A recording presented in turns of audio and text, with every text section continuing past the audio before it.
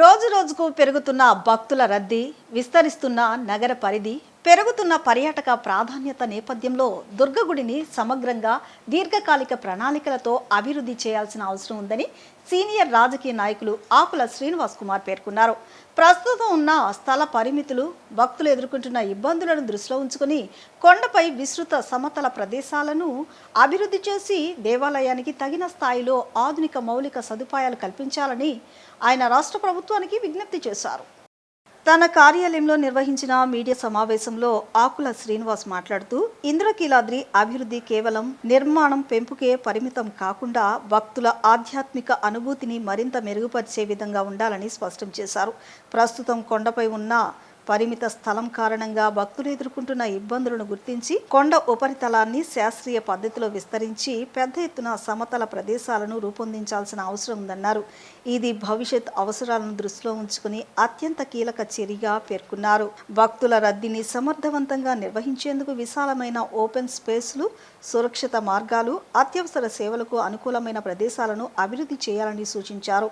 కొండ అంచులను ఆధునిక ఇంజనీరింగ్ పరిస్థితిలో బలపరుస్తూ భద్రతను పెంచాల్సిన అవసరం ఉందన్నారు. ప్రస్తుతం ఉపయోగంలో లేని పాత పాడైపోయిన కట్టడాలను తొలగించి ఆ స్థలాన్ని సమర్థవంతంగా వినియోగించుకోవాల్సిన అవసరం ఉందని తెలిపారు. ఆ ప్రదేశంలో విస్తృత క్యూ లైన్లు, విశ్రాంత మండలాలు, నీడ ప్రదేశాలు, తాగునీరు సౌకర్యం, శుభ్రమైన శౌచాలయాలు ఏర్పాటు చేయాలని సూచించారు. రవాణా పరంగా భక్తులకు మరింత సౌకర్యవంతమైన మార్గాలను అందించాల్సిన అవసరం ఉందన్నారు. మల్టీ లెవెల్ లిఫ్ట్ సిస్టమ్, అధిక సామర్థ్యం గల ఎస్కలేటర్లు ఏర్పాటు చేయడం ద్వారా కొండపైకి సులభంగా చేరుకునే అవకాశాన్ని కల్పించాలని కోరారు. ఘాట్ రోడ్డుపై పెరుగుతున్న ట్రాఫిక్ను తగ్గించేందుకు ప్రత్యామ్నాయ రవాణా మార్గాలను అభివృద్ధి చేయాలని సూచించారు. భక్తుల వసతి కోసం కొండ పరిసర ప్రాంతాల్లో ఆధునిక అతిథి గృహాలు, విశ్రాంత సముదాయాలు, కుటుంబాలతో వచ్చే భక్తులకు అనుకూలమైన సదుపాయాలు ఏర్పాటు చేయాలని సూచించారు. అన్నవరం తరహాలో సమగ్ర వసతి సదుపాయాల అభివృద్ధి అవసరమన్నారు. డిజిటల్ సదుపాయాలను విస్తృతంగా వినియోగిస్తూ క్యూ మేనేజ్మెంట్ వ్యవస్థను పూర్తిగా ఆధునీకరించాలని సూచించారు. తిరుమల తరహాలో టైమ్ స్లాట్ దర్శన విధానాన్ని కఠినంగా అమలు చేస్తే భక్తులు గంటల తరబడి క్యూలలో నిలబడే పరిస్థితి పూర్తిగా తగ్గుతుందన్నారు. ఆలయ అభివృద్ధిలో దాతల భాగస్వామ్యం అత్యంత కీలకమని పేర్కొన్నారు. పారదర్శకత విధానాలు అమలు చేస్తే దాతలతో విశ్వాసం పెరిగి భారీ స్థాయిలో విరాళాలు సమకూరే అవకాశం ఉంటుందని తెలిపారు. మండపాలు, అన్నదాన భవనాలు, సేవా కేంద్రాల నిర్మాణంలో దాతలను ప్రోత్సహించాలని సూచించారు. విజయవాడ కనకదుర్గమ్మ ఆలయం కేవలం ఒక ప్రాంతీయ ఆలయం కాదని, కోట్లాది భక్తుల విశ్వాసానికి నిలయమని ఆకుల శ్రీనివాస్ స్పష్టం చేశారు. అమరావతి రాజధాని ప్రాంతంలో ఈ ఆలయాన్ని ప్రపంచ స్థాయి ఆధ్యాత్మిక కేంద్రంగా తీర్చిదిద్దేందుకు ప్రభుత్వం సమగ్ర ప్రణాళికలతో ముందుకు రావాలని ఆయన విజ్ఞప్తి చేశారు. మన రాష్ట్రంలో ఉమ్మడి రాష్ట్రాల్లో రెండో అతిపెద్ద దేవాలయం అయినటువంటి కనకదుర్గ దుర్గామల్లేశ్వరి స్వామివార్ల దేవస్థానం మరి ఈ రోజున అభివృద్ధికి ప్రణాళికలు సిద్ధం చేస్తున్నారు.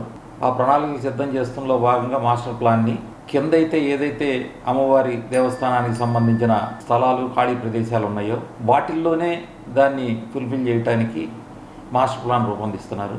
మరి ఈ రోజున ట్రాఫిక్ అంతరాయం కలుగుతుందని చెప్పి ఆ రోజు గడ్కరీ గారు, మరి ఆనాటి మంత్రిగా ఉన్న సారథి గారు ఆ రోజున మేము ఢిల్లీ వెళ్ళి వాళ్ళని కలిసి ఫ్లైఓవర్ నిర్మాణానికి కృషి చేసాం. ట్రాఫిక్ సమస్య తీరటం కోసమని మళ్ళీ మరిన్ని అక్కడ వసతి సౌకర్యాలు నేల మీద కింద అమ్మవారి గుడి కింద మరి వసతి సౌకర్యాలు కానీ పార్కింగ్ కానీ ఏర్పాటు చేస్తే మరింత ట్రాఫిక్ రద్దీ పెరిగే అవకాశం ఉందని ప్రజల నుంచి మరి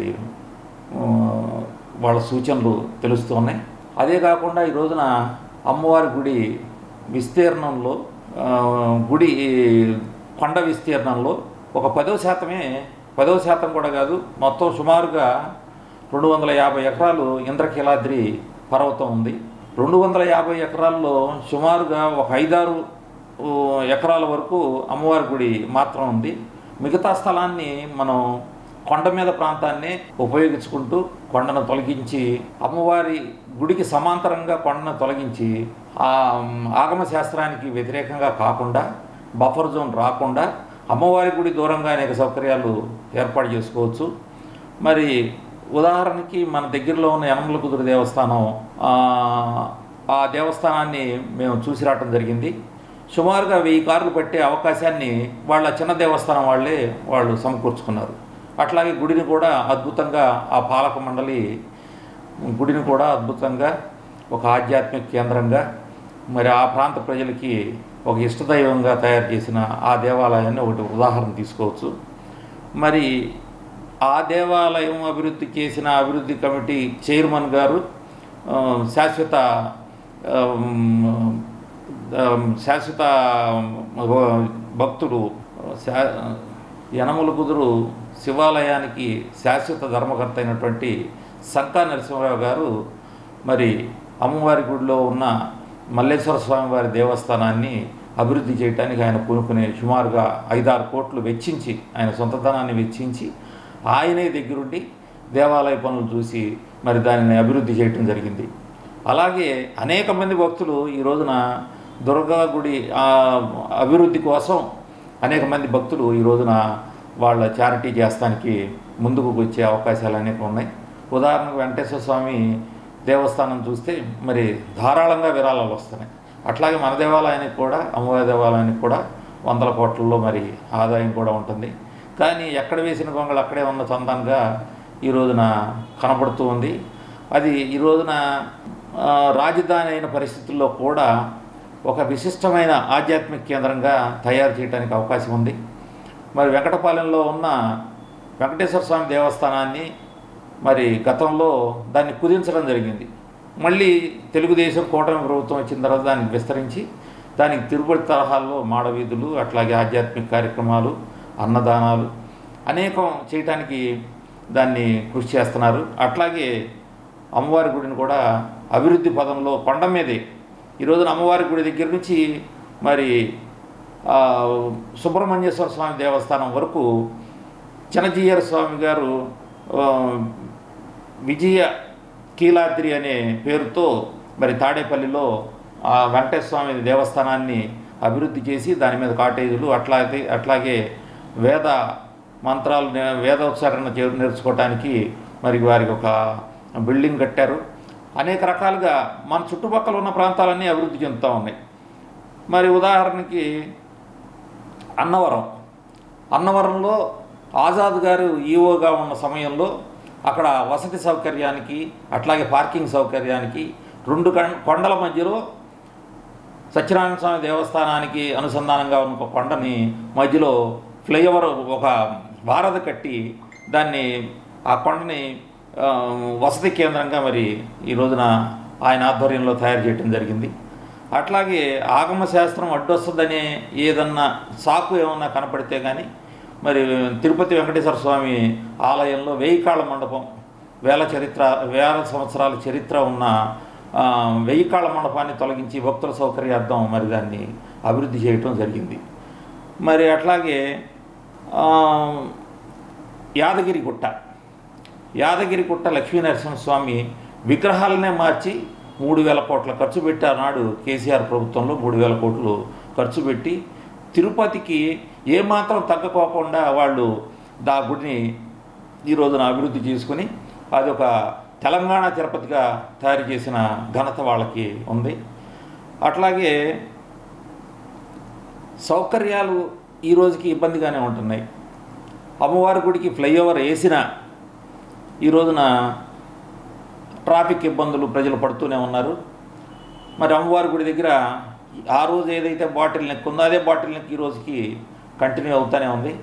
మరి ఫ్లైఓవర్ వేసినా ఉపయోగం లేని పరిస్థితుల్లో ఈ రోజున వాళ్ళు మరి కింద అభివృద్ధి చేస్తాం అనేది అది ప్రజలకు అసౌకర్యంగానే కలుగజేస్తుంది. కాబట్టి కొండ మీద అభివృద్ధి చేసి అనేక సాంస్కృతిక కార్యక్రమాల వేదిక కానీ, అట్లాగే పార్కింగ్కి సంబంధించిన స్థలం కానీ, అట్లాగే పార్కులు కానీ, రోప్వే కానీ, ఒక దేవాలయానికి వెళ్ళిన భావన కాకుండా విహారానికో విజ్ఞాన యాత్రకో వెళ్ళినట్లుగా పార్కులు కూడా అభివృద్ధి చేయడానికి అవకాశం ఉంటుంది. అంత విస్తీర్ణం గల స్థలం కాబట్టి మరి కొండ మీద అభివృద్ధి చేస్తే మరి రాజధానికి కూడా ఈ రోజున తలమానికంగా మా రాజధానిలో తిరుపతి తరహాలో అమ్మవారి గుడి కూడా ఉందనేది ప్రజలకు, రాష్ట్ర ప్రజలకు కానీ, అట్లాగే అనేక రాష్ట్రాల నుంచి వచ్చే ప్రజలకు కానీ ఇదొక మాన్యుమెంట్ లాగా, విజయవాడకి కీర్తి కిరీటంలాగా తయారవుద్దని నేను ఆశాభావం వ్యక్తం చేస్తున్నాను. మరి ఖచ్చితంగా దీనిని మంచి దేవాలయంగా తీర్చిదిద్దాల్సిన అవసరం ప్రభుత్వానికి కానీ, అట్లాగే కార్యవర్గ సభ్యులకు కానీ, కమిటీకి కానీ, కమిటీ చైర్మన్కి కానీ, ఈఓ గారికి కానీ, అట్లాగే వీళ్ళు చేసే కార్యక్రమాలని ప్రజల్లోకి తీసుకెళ్ళి ప్రజల సలహాలు కూడా, భక్తుల సలహాలు కూడా ఈ రోజున తీసుకుని అభివృద్ధి చేయటం మంచి పరిణామం, ఆరోగ్యకరమైన పరిణామం అనేది నా భావన.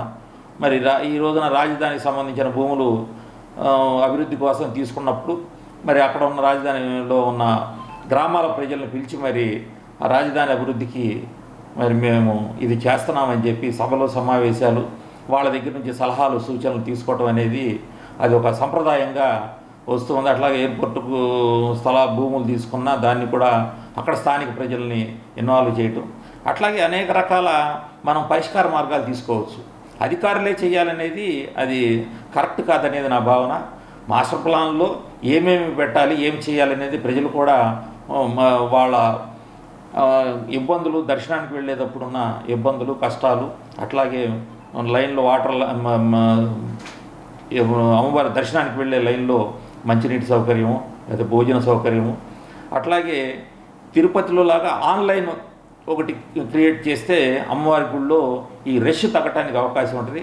అట్లాగే తిరుమల తరహాలో షెడ్యూల్ రూపంలో ఏర్పాటు చేసుకోవటానికి కూడా ఈ స్థల విస్తరణ చేసిన తర్వాత పైనే చేసుకోవటానికి, దర్శనం చేసుకోవటానికి అక్కడ షెడ్యూల్లో ఉండి కరెక్ట్ టైంకి వెళ్ళే అవకాశం, టైం స్లాట్ ఇస్తే కరెక్ట్గా ఆ టైంకి వెళ్ళి భక్తులు ఇబ్బంది పడకపోకుండా ఈ రోజున మరి దర్శనం చేసుకునే అవకాశం ఉంటుంది. ఇది ఒక మంచి ఆధ్యాత్మిక కేంద్రంగా ఈ విజయవాడ ప్రజలకి మరి అమ్మవారి ఆశీస్సులు ఎప్పుడూ ఉంటానే ఉంటాయి. ఆవిడ ఆశీస్సులతోనే ఈ విజయవాడ నగరం దినదినాభివృద్ధి చెందుతుంది. రాజధాని కూడా ఈ రోజున రావటానికి, ఈ ప్రాంతంలో రాజధాని ప్రాంతంగా రూపాంతరం చెందడానికి కూడా అమ్మవారి ఆశీస్సులు ఉన్నాయని మేమంతా ఆశిస్తున్నాం. అట్లాగే ఈ రాజధానిలో ఈ దేవాలయాన్ని ఒక ప్రతిష్టాత్మక దేవాలయంగా తీర్చిదిద్దాల్సిన బాధ్యత ప్రభుత్వం కానీ, అట్లాగే మిగతా పెద్దల మీద కూడా, స్థానిక శాసనసభ్యులు కూడా దీని మీద పెద్ద ఆలోచన చేస్తున్నారు. ఖచ్చితంగా దీన్ని అభివృద్ధి చేయాలనే ఒక ఆకాంక్ష, తపన ఆయనలో కనపడింది. ఆయన కూడా మరి దీని మీద ఈ రకంగా ఉన్న దేవాలయాలు ఏ రకంగా అభివృద్ధి చెందినాయి అనేది ఒక సైంటిఫిక్ రీసెర్చ్ చేసేందుకు ఒక ప్రతినిధి బృందాన్ని కూడా ఆయన పంపిస్తానికి ఈ రోజున సిద్ధమయ్యారు. అనేక దేవాలయాలు, నేను చెప్పిన ఆలయాలు, అట్లాగే అన్నవరం కానీ, యాదగిరిగుట్ట కానీ, తిరుమల కానీ, అట్లాగే మన పక్కన ఉన్న స్టోరీ ఏదైనా చేస్తారు. ఈ రోజున మనకు దగ్గరగా ఉన్న ఆగిరిపల్లిలో ఉన్న వెంకటేశ్వర స్వామి దేవాలయం చాలా చిన్న దేవాలయం. దానికి కూడా ఈ మధ్యన అక్కడ స్థానికులు నాకు చెప్పటం, మా గుడిని కూడా అభివృద్ధి చేస్తున్నారండి, ఇక్కడ ఘాట్ రోడ్లు నిర్మిస్తాం, అట్లాగే దేవాలయానికి సంబంధించిన కాటేజీలు కూడా అక్కడ ఏర్పాటు చేయడం జరుగుతుందని చెప్పి అక్కడ స్థానిక ప్రజలు నాకు చెప్పడం కూడా జరిగింది.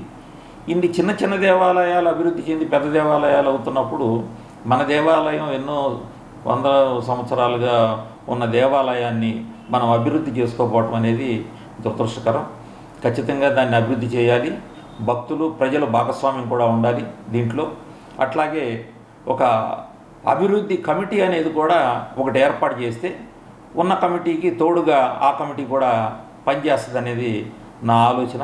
దాంట్లో నిష్ణాతులైన, నైపుణ్యులైన ఇంజనీర్లు కానీ, అట్లాగే వేద పండితులు కానీ, అనేక మంది భక్తుల్లో కూడా ఎక్కువ అమ్మవారిని సేవించుకునే భక్తుల్లో కొంతమందిని, అట్లాగే ఒక కార్యవర్గంలాగా ఫామ్ అయ్యి ఇట్లా శంకా నరసింహారావు లాంటి భక్తుల్ని ప్రధానంగా తీసుకుని అభివృద్ధి కోసం మరి వీళ్ళను కూడా ఈ కమిటీలో తీసుకుని ఈ దేవాలయాన్ని, అమ్మవారి దేవాలయాన్ని అభివృద్ధి చేసి దేశంలోనే ఒక ప్రత్యేక దేవాలయంగా రూపాంతరం చెందాలని అధికారులు, ప్రభుత్వం కూడా కృషి చేయాలని మరీ వేడుకుంటూ, మరి ఈ విజయవాడ నగరానికి శోభ తెచ్చే అమ్మవారి దేవాలయం మరి దేదీప్యమానంగా ఉండాలని కోరుకుంటూ మరి ఈ అవకాశం ఇచ్చిన మీడియా మిత్రులకి ధన్యవాదాలు తెలియజేస్తున్నాను.